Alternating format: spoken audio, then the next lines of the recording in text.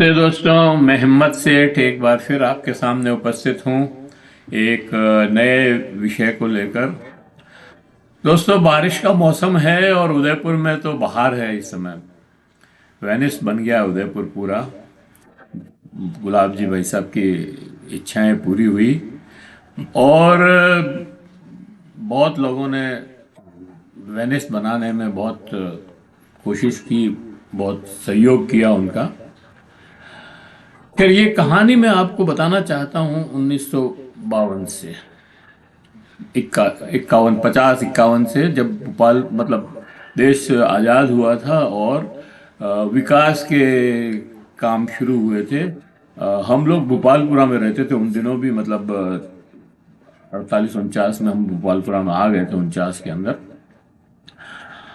भोपालपुरा में उस समय 7-8-10 मकान कुल हुआ करते थे और फिर थोड़े बढ़े थे, मकान बढ़ते जा रहे थे। और 1953 में एक बहुत जबरदस्त बारिश हुई, रात दिन बारिश हुई, खूब पानी बरसा। और ये जो बाढ़ बाढ़ के हालत हो गए थे, मतलब बाढ़ आई गई थी उसमें भी। और भोपालपुरा के ये जो मेन रोड है जिस पे आजकल ये हनुमान जी का मंदिर है, पीपली का पेड़ है, और इस रोड पर भी घुटनों से भी ज़्यादा पानी, मतलब कमर कमर तक का पानी भी था इस यहाँ पे।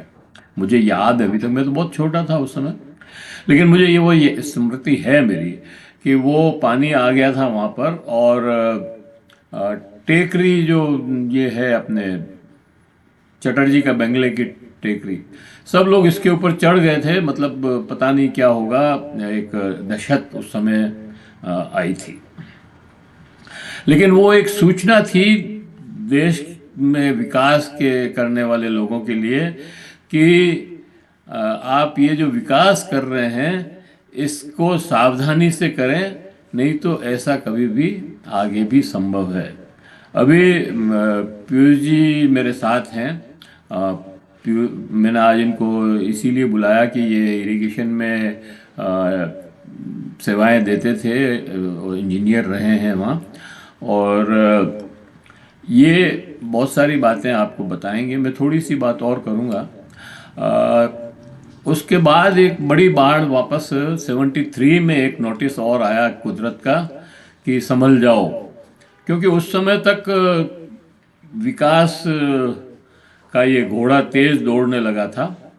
और जहाँ जहाँ जगह मिलती थी वहाँ वहाँ प्लॉटिंग हो जाती थी, प्लॉट काट दिए जाते थे। हालांकि उस समय निजी कॉलोनियाँ बनने का चलन नहीं था। सरकारी नगर नगर परिषद और नगर विकास प्रन्यास ही ये कॉलोनियाँ काट रही थी। लेकिन फिर भी काफ़ी कुछ हर्डल्स कुदरत के रास्ते में आने लगे थे। तो उस समय एक जोर की को झटका लगा और बहुत तेज बारिश हुई। और इसी तरह से रेलवे ट्रेनिंग कॉलेज में भी पानी भर गया था काफ़ी। यूआईटी के जहाँ अभी बना हुआ है वहाँ पर भी पानी था।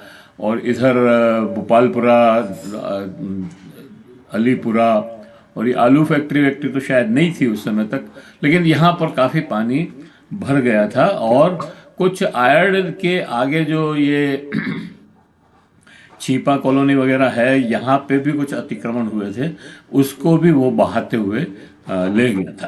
तो कुदरत ने बार बार नोटिस दिया, लेकिन मुश्किल यह है कि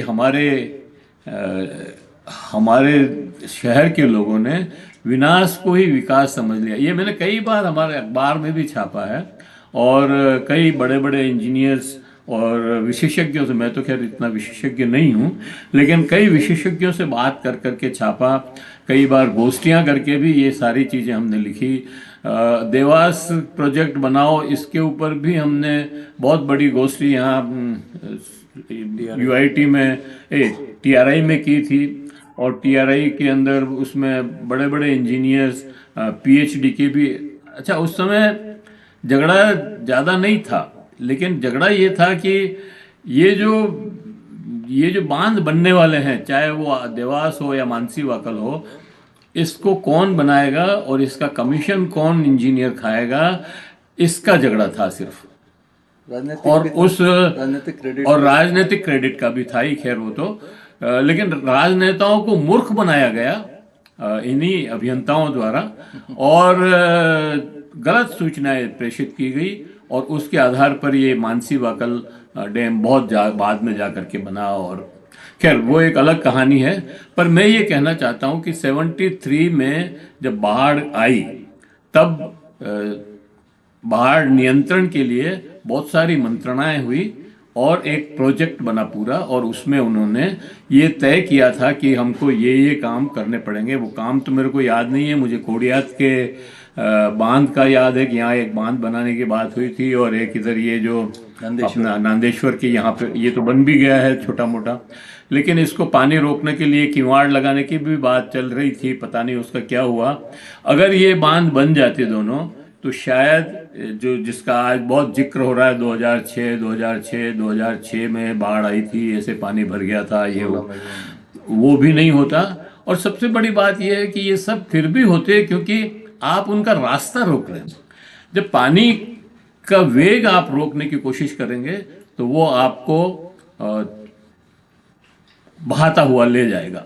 आप देखिए यहाँ तो ठीक है, अपना बहुत कम बारिश हुई है और ये हालत है। अगर मुझे याद है एक ज़माने में जैसलमेर में क्लाउड बस्ट हो गया था और 16 इंच बारिश हुई थी। अभी उत्तराखंड में और हिमाचल में और कश्मीर में क्लाउड बस्ट हो रहे हैं और भयंकर बारिश हो रही है, और वहाँ पहाड़ के पहाड़ बह रहे हैं। मलबा जो है जा रहा है, उसके साथ लैंडस्लाइडिंग हो रही है। और ये सब हमारे गोगुंदा की जो ये सड़क बनी है हाईवे, इसके ऊपर भी कई बार लैंडस्लाइडिंग होती है, पानी ये बहाव से पानी ये मलबा गिरता है और रास्ते बंद हो जाते हैं। तो ये मतलब हम जब तक इस बात को नहीं समझेंगे कि विकास एक अलग चीज़ है और पर्यावरण और इनका कुदरत का जो खेल है वो एक अलग आयाम है, उसको आप मान कर के साथ नहीं चलेंगे तो ये सारी चीज़ें होगी। अब मैं पीयूष जी को ये माइक देता हूँ और ये निवेदन करता हूँ कि 73 के पहले क्या स्थिति थी, 73 में क्या मंत्रणा होकर के प्रोजेक्ट बना, और 2006 में जो बाढ़ आई उसके बाद क्या चालें चली, और फिर अब तक उसमें क्या इजाफा हुआ। 16 में भी आई और 16 में भी आई कह रहे हैं। और बहुत सारी चीज़ें तो हमारी स्मृति में अब निकल गई है क्योंकि अब उम्र भी, खैर उसको अभी नहीं करते हैं, वो लंबा हो जाएगा मामला। तो मैं ये अपील करना चाहता हूँ कि अगर आपने अभी तक भी हमारे YouTube चैनल महावीर समता संदेश को सब्सक्राइब न किया है तो सब्सक्राइब कर लें, बेल आइकन दबाना न भूलें, और अगर वीडियो अच्छे लग रहे हों तो लाइक करें, फॉरवर्ड करें, और अपने दोस्तों मित्रों को भेजें। कमेंट बॉक्स में जाएं, कमेंट लिखें, सुझाव दें। आपके कमेंट और सुझाव हमें और बेहतर करने का प्रोत्साहित करेगी। पीयूष जी आपका बहुत बहुत आभार और वेलकम कि आप हमारे बुलावे पर आ जाते हैं और हमारे दर्शकों को वो तकनीकी बातें बताते हैं जो हमें नहीं मालूम है। और क्योंकि इरिगेशन डिपार्टमेंट में आप रहे हैं और वहीं पे ये सारी चीज़ें होती थी, तो आपको उसकी नॉलेज भी, आप उसके सहभागी भी रहे होंगे, तो आपको ये सारी चीज़ें आपकी नॉलेज में है, याददाश्त में भी होगी, रिकॉर्ड में भी होगी। तो आप हमारे दर्शकों को बताएं कि ये जो सीन क्रिएट हुआ इस समय, जिसमें नवरत्न कॉम्प्लेक्स और करजाली कॉम्प्लेक्स, मतलब ये जो आयड़ का जो क्षेत्र है, मतलब कच्ची बस्ती वगैरह वगैरह, और इधर भोपालपुरा, अशोकनगर, और कल तो कहते हैं कि पुल तक पानी आ गया था उधर बचे 2 आदमी। हाँ, और नया भोपालपुरा में भी पानी जरूर घुसा होगा। तो ये सब चीज़ें का कोई एक आप चित्र आपके पास हो, मतलब दिमाग में, तो वो भी बताएं लोगों को, और कैसे इससे निपटा जा सकता है। अब जो विनाश होना था वो हुआ, और जो बचा सकते हैं उसको हम कोशिश करें बचाने की, और ये विनाश कैसे बच सकता है इसके ऊपर बात करें। धन्यवाद हिम्मत जी। काफ़ी लंबी हो गई मेरी 10 मिनट ऐसा है, हो गया।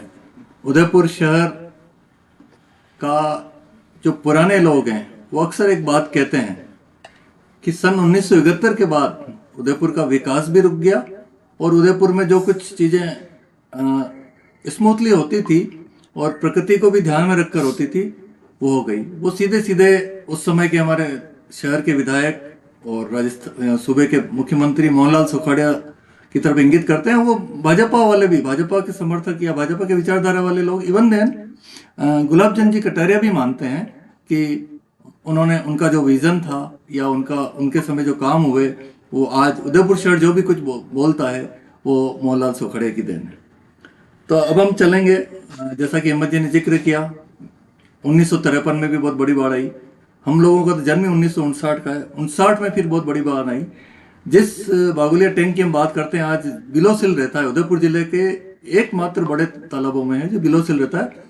59 में रेलवे कॉलोनी मावली की सारी क्वार्टर्स के पब्लिक को रेलवे स्टेशन पे लाया गया कि बागुलिया टैंक टूट सकता है। 56 में तो बना ही था, 59 में इतनी बड़ी बाढ़ आई थी। और उदयपुर में भी ये जो आयड़ की दोनों पुल हैं, छोटे छोटे पुल थे, उन पे अभी जो हम सीन देखते हैं वैसा ही हुआ। लेकिन उस समय सबसे बड़ी बात यह थी कि राजाओं के राज के बाद आज़ादी आई थी, और हम लोगों की नियत में जो अतिक्रमण शब्द है उसमें चाहे राजनेता हों, चाहे भूमि दलाल हों, चाहे और भी कोई सक्षम उद्योगपति हों, जहाँ जिसका बस चला, हमने अतिक्रमण अपने जमीन के अतिरिक्त जो हमको सरकार के द्वारा मिली हुई, उसको हमारी एक साइकोलॉजी बनी हुई है। मतलब मैं तो पूरे भारत के लोगों के लिए कहता हूँ कि ये दुखद है, अच्छा नहीं लगता है कि यदि उसके घर के सामने 1 इंच भी यदि वो घर के सामने अपने अंदर लेता है तो उसको एक बड़ी साइकोलॉजिकल वो सुखद अनुभूति होती है। अब क्या पता उसका क्या वो है, उसी का ये दुष्परिणाम है। यदि हम अपने स्वार्थ में या उसमें थोड़ा सा नियंत्रण रखते तो आज जो हिम्मत जी बता रहे हैं, कल जो स्थिति हुई या उससे पहले भी हुई, वो ना होती। 59 के बाद सबसे बड़ा जो रौद्र रूप इसका दिखा, आयड़ का दिखा, या उदयपुर शहर को बाढ़ का देखना पड़ा, 1973 में देखना पड़ा। आज ये सितंबर में आई है। उस समय 23 अगस्त को सारे ये पंचवटी वाले और दोनों जो रास्ते ये बंद हो गए थे। फतेह सागर की पाल बंद थी। उसको उधर जब जाना था तो कुछ लोग बहुत मुश्किल से प्रशासन से रिक्वेस्ट करके वाया रानी रोड ही फतेहपुरा जा पा रहे थे। और यहाँ कहते हैं कि ट्रेनिंग स्कूल में, सुखाड़ा सर्किल में और पंचवटी में नावें चली थी उस समय। तो वो उस समय आप मान सकते हैं कि ये नाला भी नहीं था, बिल्कुल कच्चा नाला था ये घुमानिया वाला। और ये चूंकि 73 के फ्लड के बाद ही इसको नाले को वो बनाया गया पूरा कि फ्लड को रोकने के लिए, और एक सर्विस रोड भी बनाई।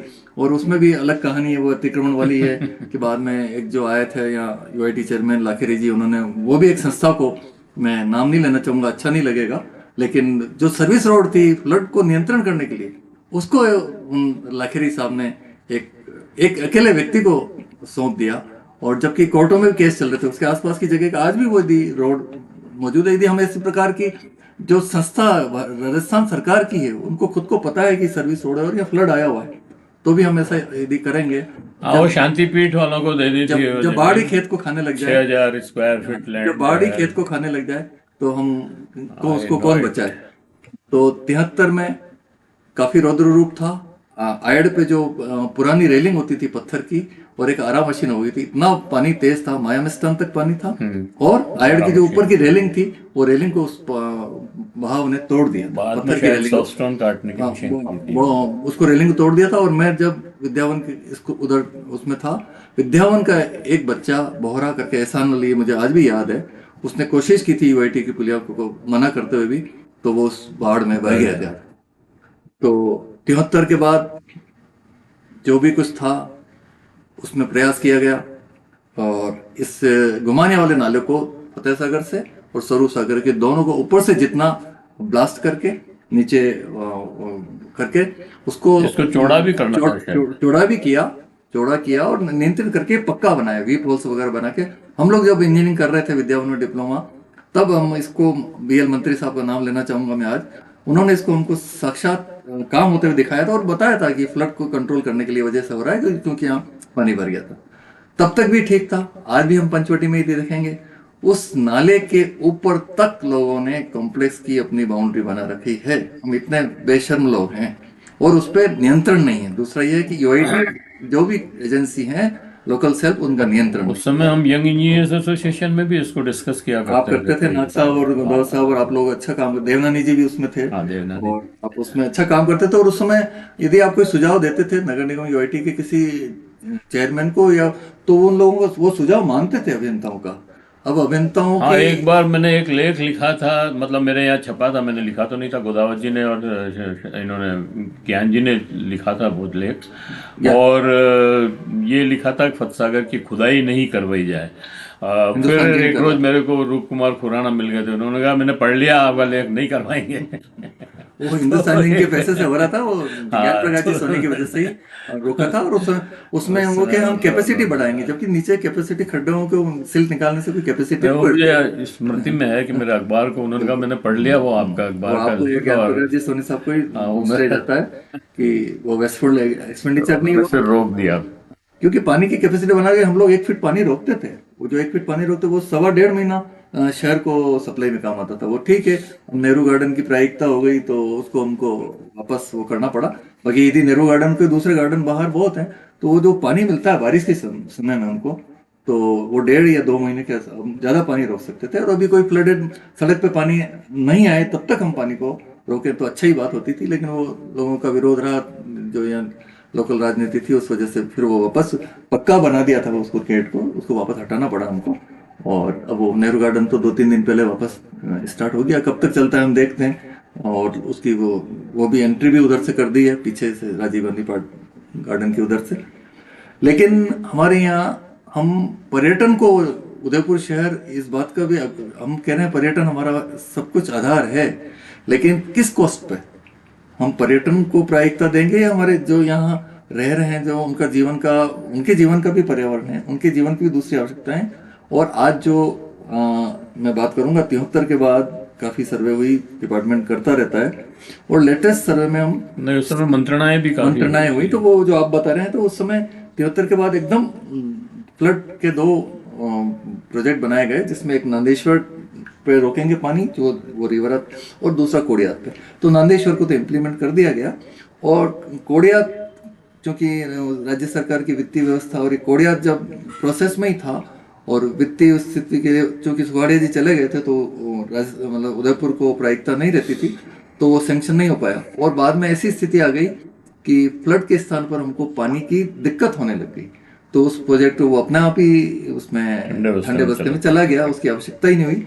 अब मुझे लगता है जब ये देवास के 3rd-4th चरण भी हो जाएंगे और यदि जो इन दिनों में वापस क्लाउड ब्लास्ट या रेनफॉल मैक्सिमम, अपने यहाँ तो रेनफॉल हिम्मत जी एक यूं देखा जाता है इंटेंसिटी से हुआ ही कल है, पूरी सीजन का ही कल हुआ। यदि जो 3 महीने के आसपास हमारा रेनी सीजन होता है उसमें यदि 1 या 2 दिन भी हम 4-5 इंच बारिश को नहीं झेल सकते तो हम क्या प्लानिंग है हमारे शहर की। और क्या, जबकि राजा महाराजाओं ने तो बहुत अच्छी प्लानिंग करी थी झीलों की भी और नीचे, और वो किसी भी आप देख लो लोग उस झीलों के नीचे या उसके नीचे जहाँ बड़ी पाल होती थी वहां नीचे कोई मकान या प्लॉट नहीं लेता था।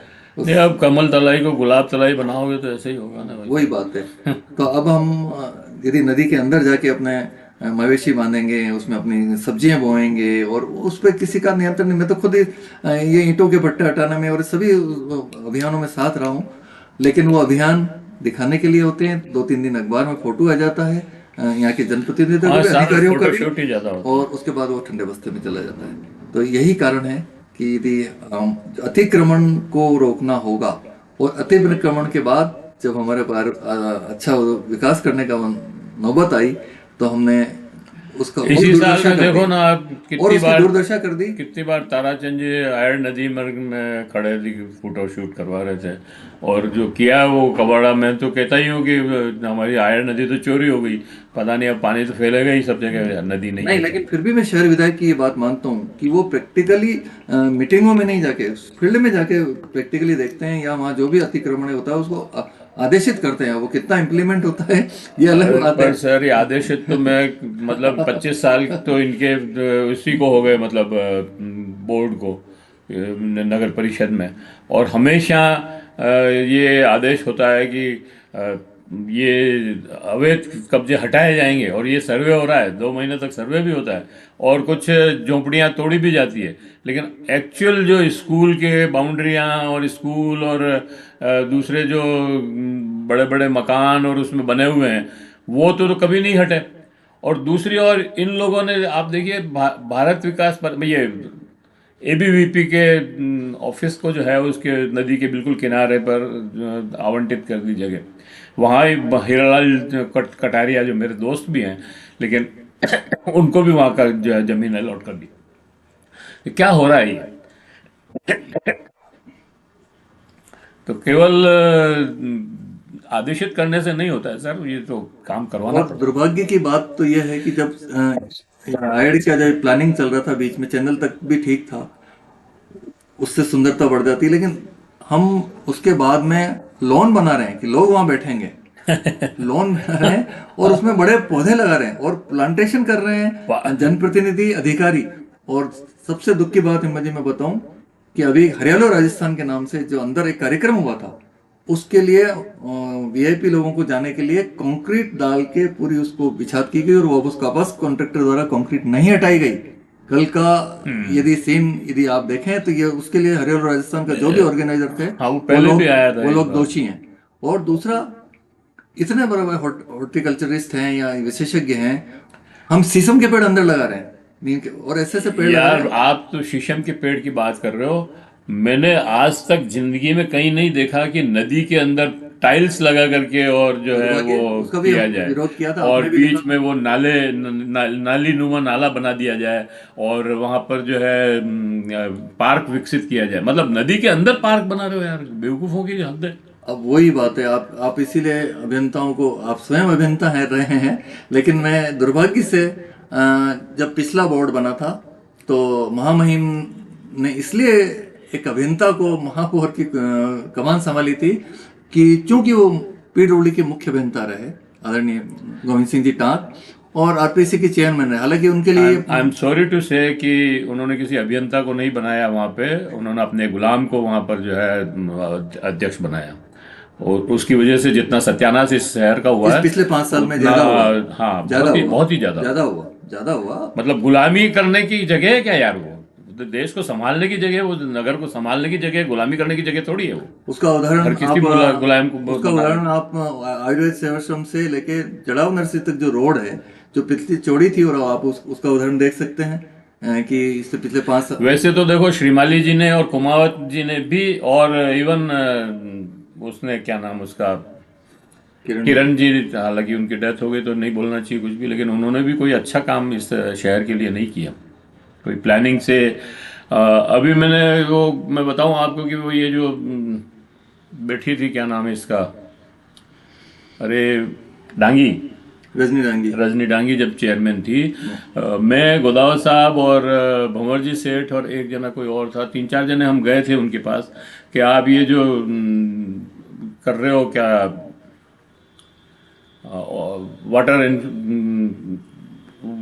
वाटर का जो वो साफ करके और नियंत्रण वो जो कर रहे हो, प्लांट लगा रहे हो, ट्रीटमेंट, हाँ, ये आप बहुत गलत काम कर रहे हो। मतलब ये आप खुद करो, और उनको जो आप मतलब हिंदुस्तान जिनको जो आप पानी सप्लाई करोगे उसको इंडस्ट्रियल रेट से पानी वसूल करो, तो आप ये जो निवेश करोगे ये 2 साल में निकल जाएगा।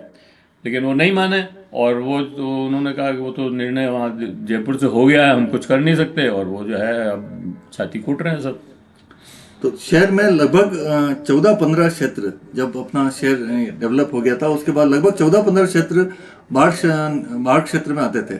उनमें प्रमुख रूप से अपन बेदला नदी के यदि नीचे से बात करें तो Panchratna complex, Navratna complex, Fatehpura, railway training school, new Fatehpura, Panchavati, Sardarpura, Bhopalpura, Alipura, वहाँ जिसको कृष्णपुरा भी कहते हैं, मतलब नदी के किनारे न्यू भोपालपुरा, अशोकनगर, पुराना रेलवे स्टेशन, अब आगे चले तो रेलवे कॉलोनी जो आती है, और अब बीच में, पहले नहीं था, आयड के बीच में जो लोअर कॉलोनी कहलाती है, वो भी इसमें फ्लडेड में आ गई, लोग अंदर घुस के मकान बना लिया, लाहौर कॉलोनी आ गई। इसके अलावा अपन सेक्टर 11 की बात करें तो पहले जब जो अपना गोवर्धन विलास का तालाब और इसके बीच में जब रात को पानी आया था तो वहां पे भी एनक्रोचमेंट, वहां भी समस्या एनक्रोचमेंट की ही, यदि बाढ़ आएगी नाला था उसमें, सतोरिया नाला जिसको कहते हैं। और तो राम सिंह जी की बाड़ी और जो हाउसिंग बोर्ड कॉलोनी बनाई है, मतलब इंजीनियर्स ने बनाई हाउसिंग बोर्ड कॉलोनी, तो उनको देखना चाहिए था कि ये साइट सिलेक्शन सही है या नहीं है। बड़ी ब्रह्मपुरी जो हम सिटी में चले तो वो भी नागा नगरी और गड़िया देवरा और गणगौर घाट ये सभी बाढ़ क्षेत्र में आते थे। और इनको नियंत्रण करने के लिए जब नंदेश्वर बनाया तो कई वर्षों तक 73 से लेके आप सोचो बीच में तो हमारे पास पानी की 83 में तो ऐसी दिक्कत आ गई कि हमको 83 से 90 95 तक सोचना पड़ गया कि भाई हमको देवास से बनाना चाहिए, सेकेंड ये करना चाहिए। लेकिन उस समय भी राजनीतिक अदूरदर्शिता 95 तक तो गड़बड़ ही रहा था। 83 में पानी की बहुत दिक्कत आई थी, 86 में तो उस समय जो हमारे वर्तमान यहाँ शहर की तत्कालीन विधायक थी और वो राज्य मंत्री भी थी किसी विभाग की, पर्यटन और उनकी, तो उन्होंने वो इमरजेंसी जयसमंद देवास को लाने के बनिस्पत उन्होंने जयसमंद से 900 फीट लिफ्ट करना उचित समझा, तो उसका दुष्परिणाम भोग ही रहे। 10 महीने में हो जाएगा जो 10 साल में पूरा। और उसके बाद भी जैसे अहमद जी बता रहे हैं, टीआरआई में गोष्ठी करके सारे इंजीनियर्स करके भी ये कहा कि देवास सेकंड जिसमें ग्रेविटी का आता है, तो भी वहाँ भ्रमित करने वाले काफी भिन्नता वर्ग था उसमें जो नौकरी में, चाहे पीएचडी में रहे हो, चाहे मैं खुद कह सकता हूँ गली में आरएसएस प्रशिक्षित लोग जितने थे उन्होंने विरोध किया था उससे, उन्होंने उसको देवास सेकंड को इम्प्लीमेंट नहीं होने दिया, चाहे जो भी हो। तो उसको एक नई मानसेवाकल को दिया, तो उसमें डायरेक्ट ग्रेविटी नहीं थी, बीच में टनल बनानी पड़ी और फिर लिफ्ट भी हो रहा है। ठीक है, वो शहर को पानी का पूर्ति कर रहा है, लेकिन इनके मुकाबले कॉस्टली तो हो गई, एक ग्रेविटी से पानी आता और एक, ठीक है वो अपने पास एक सप्लीमेंट्री सोर्स हो गया, लेकिन यदि पैसे कितने खर्च हो रहे हैं? हाँ, लेकिन उससे कम पैसे में, उससे कम पैसे नहीं, उसमें वो जो पानी आ रहा है उसके हर साल कितने पैसे खर्च करने पड़ रहे हैं बिजली के?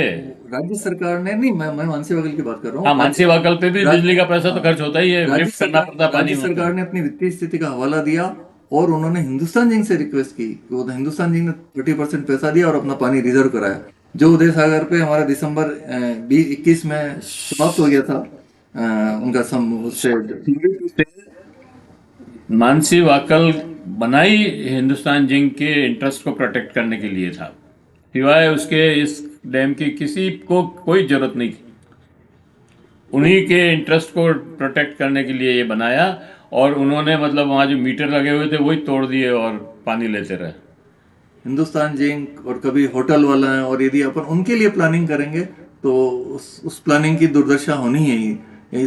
तो अभियंता जो उस समय ड्यूटी पे होते हैं या उनको बोल्डली यस या नो करने की हिम्मत होनी चाहिए, जैसा विश्वेश्वरैया और जो अभी आने वाला इंजीनियर। अपनी बहुत लंबी हो जाएगी बातचीत, तो आप शॉर्ट में ये बताएं अब क्या कर सकते हैं जिससे ये जो विनाश है वो रुके। उदयपुर शहर के लिए तो जो कोडियात खंडे बस्ते में उसको वापस वो करना चाहिए। क्या वहाँ बनाया जा सकता है? वहाँ तो होटल बनना नहीं, होटल नहीं है, नया गुड़ा के पास में नाले तो भी है हमारे पास, नाले तो सुरक्षित हैं और उसको हम एक बार बना के एक बार रोक सकते हैं। नांदेश्वर जो हमारा काम कर रहा है वहाँ गेट लगे हुए हैं और नांदेश्वर गेट लग गए। हाँ, नांदेश्वर पे तो है ना एक गेट है ही है, और तो उसका जो हम रेगुलेट करते हैं तो नांदेश्वर से कर लेते हैं तो उधर से पानी शायद उसको और ऊंचा करने की थी या क्या थी, मतलब उससे ताड़ा पानी और रुक जाए, हाईवे बन गई, लिमिटेशन हो गई लेवल की, और कोडियात के यहाँ करके हम कर सकते हैं। और इसी तरह से ये मदार और इधर भी आता है तो हमारे पास हमने चिकलवास फीडर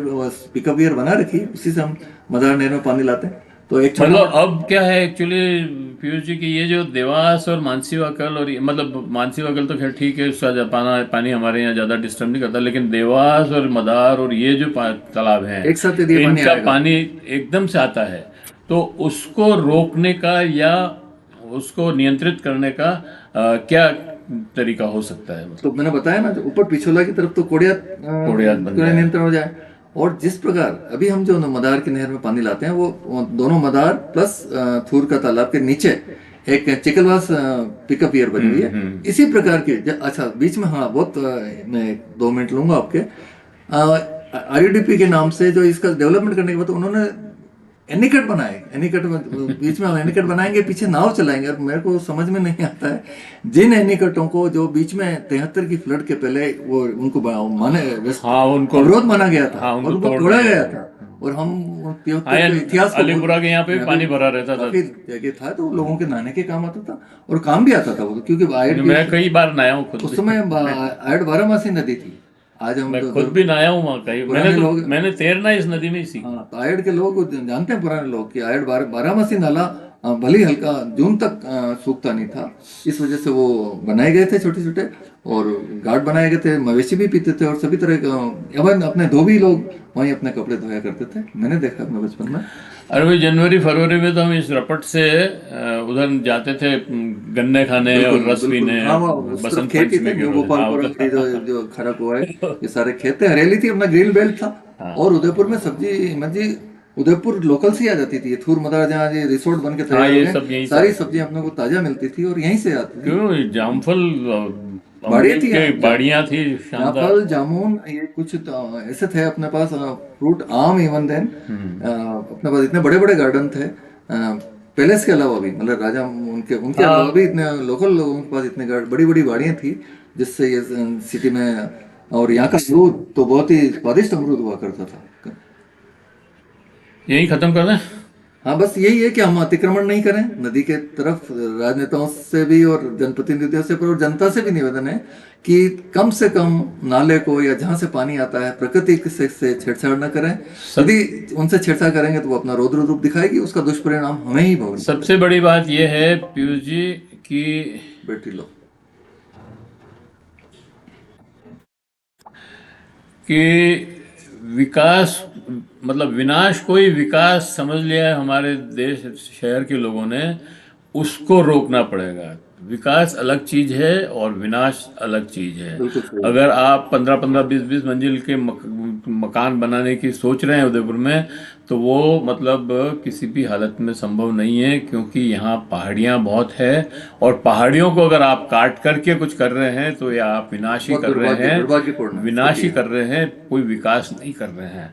हाँ, ये जरूर है कि ये जो निजी कंपनियां जितनी भी हैं, इनको अपने टकसाल बंद करनी पड़ेगी, और ये जो गठजोड़ बन गया है अफसर, नेता और ठेकेदारों का, वो तोड़ना पड़ेगा। वो जब तक नहीं टूटेगा, और उसमें एक आदमी या दो आदमी के कहने से भी नहीं टूटेगा, वो उसमें सारे लोग, उदयपुर शहर के जो संभ्रांत लोग हैं और जो चाहते हैं कि उदयपुर का विनाश रुके, वो सारे लोग प्रयत्न करेंगे, तो ही वो गठजोड़ टूटेगा, और वो गठजोड़ टूटेगा तो ही उदयपुर बचेगा। नहीं तो ये जो हो रहा है वैसा होता रहेगा। उदयपुर के विनाश के लिए तीनों गठजोड़ ही सबसे दोषी हैं। हाँ। इनको ही हमें रोकना होगा। Thank you. ये वीडियो यहीं समाप्त करते हैं, हालांकि थोड़ा बड़ा हो गया है, लेकिन फिर भी आप अंत तक देखें तो आपको पता लगेगा कि किस तरह से इस शहर का विकास और विनाश साथ साथ चला। और अगर अभी तक भी आपने हमारे YouTube चैनल को सब्सक्राइब न किया है, महावीर समता संदेश को, तो सब्सक्राइब कर लें, बेल आइकन दबाना न भूलें।